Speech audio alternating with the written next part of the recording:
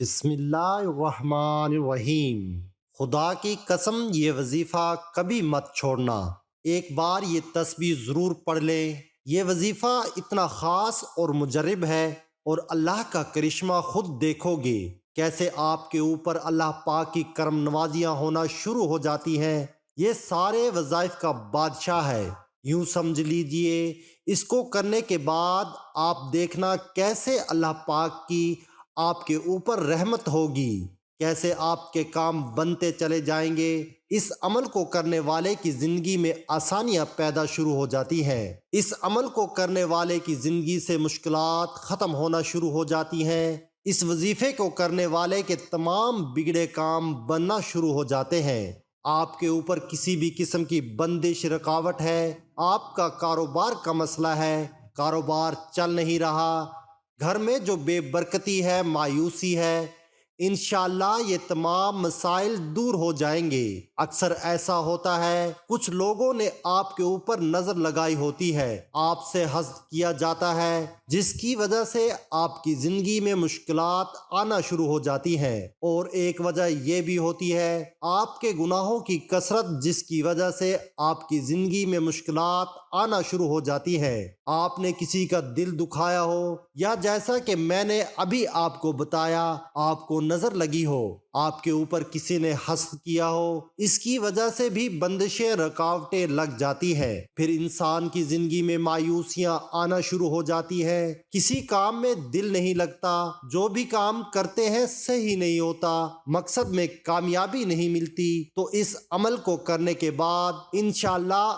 آپ کے اوپر سے ہر طرح کی جو بندشیں رکاوٹیں ٹوٹ جائیں گی، اور آپ کی زندگی میں خوشیاں آ جائیں گی۔ جو بھی آپ کے مقصد ہیں، جو بھی آپ کی حاجتیں ہیں، وہ پورا ہونا شروع ہو جائیں گی۔ پہلے جو بھی آپ کام کرتے ہو وہ صحیح نہیں ہوتا، یا آپ کے ذہن میں کوئی مقصد ہے، آپ کسی کام میں لگے ہو، اس میں آپ کو کامیابی نہیں مل رہی، دعائیں بھی کر رہے ہو لیکن آپ کو کامیابی نہیں مل رہی۔ اس عمل کو کرنے کے بعد انشاءاللہ ہر طرح کی آپ کے اوپر سے بندش، رکاوٹ، نظر اور حسد کسی نے کیا ہوگا وہ دور ہو جائے گا، اور آپ کی تمام حاجتیں پوری ہو جائیں گی۔ جو بھی آپ کا مسئلہ ہے انشاءاللہ، جو بھی آپ کا مسئلہ ہے انشاءاللہ وہ دور ہو جائے گا۔ یہ جو وظیفہ میں آپ کو بتانے جا رہا ہوں یہ بہت ہی خاص وظیفہ ہے۔ یہ جو کلمات ہیں اس کو پڑھنے سے اللہ پاک کی ذات بہت خوش ہوتی ہے۔ تو اب اس عمل کا طریقہ کار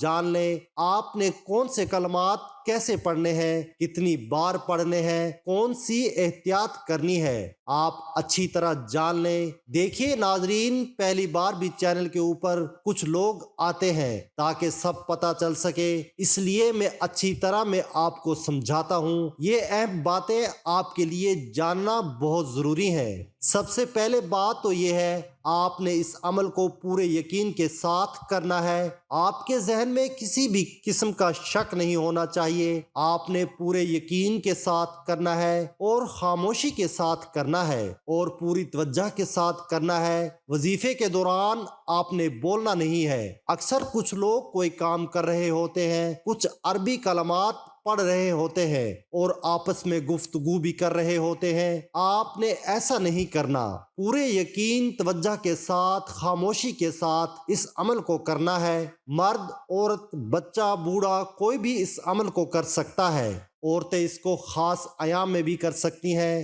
اس میں بھی کوئی پابندی نہیں ہے۔ اس عمل کو کہیں بھی بیٹھ کر کیا جا سکتا ہے، بیڈ، کرسی، چارپائی، مصلے کے اوپر کہیں بھی بیٹھ کر آپ کر سکتے ہیں۔ پہلے آپ کوئی عمل کرتے ہیں، کوئی تسبیح کرتے ہیں، کوئی وظیفہ کرتے ہیں، اس کے فوراً بعد بھی اس عمل کو کیا جا سکتا ہے۔ اس کے بعد وقت آپ اس عمل کو فجر، ظہر، عصر، مغرب، عشاء، تہجد کسی بھی نماز کے بعد کر سکتے ہیں، یا آپ کسی نماز کے بعد نہیں کرنا چاہتے، جب بھی آپ کو وقت ملتا ہے آپ نے اس وظیفے کو کر لینا ہے۔ یہ باتیں میں آپ کو اس لیے بتا رہا ہوں، ایک تو یہ اس عمل کا حصہ ہے، اس کے علاوہ آپ کے ذہن میں بھی کسی قسم کے وہم اور شک نہ رہے۔ جب آپ کے ذہن میں وہم اور شک ہوتا ہے کسی کام کو لے کر، جب آپ وہ کام کرتے ہو پھر اس پر یقین بھی نہیں ہوتا، جب یقین کم ہو تو پھر عمل اثر نہیں کرتا۔ اس لیے آپ نے ان باتوں کو اچھی طرح جان کر اور اپنے ذہن سے وہم اور شک نکال کر اس عمل کو کرنا ہے۔ انشاءاللہ آپ کو بہت فائدہ ہوگا۔ اس کے بعد آپ پڑھیں گے اعوذ باللہ من الشیطان الرجیم بسم اللہ الرحمن الرحیم۔ یہ آپ نے 11 بار پڑھنا ہے، یہ ایک ہی بار شمار ہوگا۔ اس کے بعد آپ نے درود پاک پڑھنا ہے، ایک بار میرے ساتھ بھی پڑھیے تاکہ ثواب بھی مل سکے۔ اللہم صلی علی محمد وعلی آل محمد کما صلیت علی ابراہیم وعلی آل ابراہیم انک حمید مجید۔ اللہم بارک علی محمد وعلی آل محمد کما بارکت علی ابراہیم وعلی آل ابراہیم انک حمید مجید۔ یہ درود پاک آپ نے صرف 7 بار پڑھنا ہے آپ صلی اللہ علیہ وآلہ وسلم کی ذات پر، اور اگر کسی میرے بہن بھائی کو یہ درود پاک نہیں آتا تو اتنا بھی کہہ سکتا ہے صلی اللہ علیہ وآلہ وسلم۔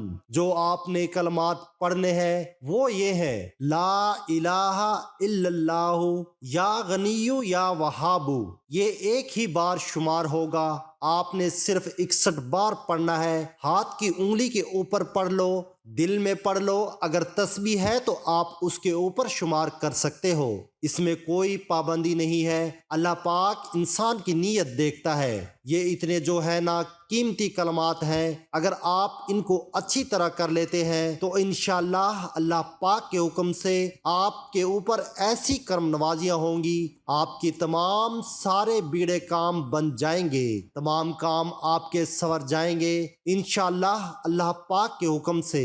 جیسا کہ حدیث پاک میں بھی ہے افضل الذکر لا الہ الا اللہ۔ ایک اور حدیث پاک ہے بہترین دعا یوم عرفہ کی دعا ہے، اور بہترین بات جو میں نے اور مجھ سے پہلے پیغمبروں نے کہی وہ لا الہ الا اللہ ہے۔ وہ اکیلا ہے، اس کا کوئی شریک نہیں، اس کے لیے بادشاہی ہے اور اس کے لیے حمد ہے، اور وہ ہر چیز پر قادر ہے۔ یہ ترمذی کی حدیث ہے۔ ایک اور حدیث پاک یہ بھی سنیے جس کا تعلق قیامت کے دن حساب کتاب سے ہے، اس سے بھی اس کلمہ طیبہ کی فضیلت کا اسباب ہوتا ہے۔ آپ صلی اللہ علیہ وآلہ وسلم نے فرمایا قیامت کے دن اللہ تعالیٰ میرے ایک امتی کو برسر خلائق سے نجات عطا فرمائے گا۔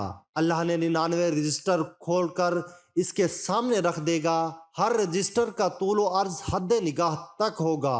پھر اللہ تعالیٰ کہے گا کیا تو اس میں درج باتوں میں سے کسی کا انکار کرتا ہے، یا تیرے خیال میں میرے لکھنے والے محافظین نے تجھ پر ظلم کیا؟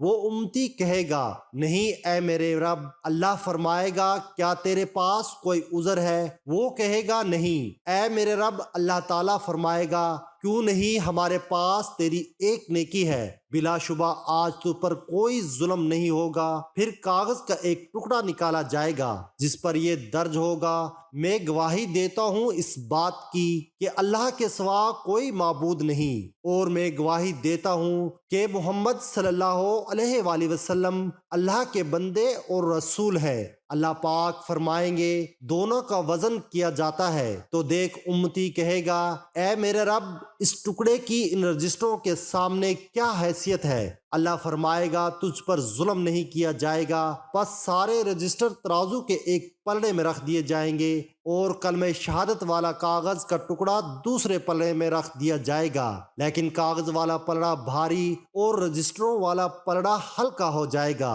اس لیے کہ اللہ کے نام کے مقابلے میں کوئی چیز بھاری نہیں ہو سکتی۔